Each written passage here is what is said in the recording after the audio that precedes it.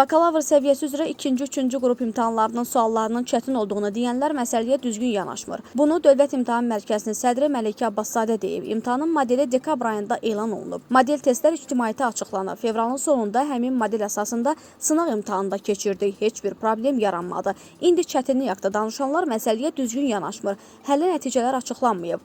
1-4-cü ixtisas qrupları üzrə imtahan 2-3 qrup imtahanları ilə eyni səviyyədə olacaq. O bildirib. Qeyd edək ki, mayın 25-də 2 və 3-cü ixtisas qruplarına qəbulun 1-ci cəhdi üzrə imtahanlar keçirilib. Müəllimlər, abituriyentlər, eləcə də ictimaiyyət nümayəndələri sualların çətin olduğunu, hətta tarix fənnindən MİQ səviyyəsində suallar salındığını vurğulayıblar. Xatırladaq ki, Dövlət İmtahan Mərkəzi ali təhsil müəssisələrinin magistraturalarına mayın 11-də keçirilən qəbul imtahanının yekun nəticələrini elan edib.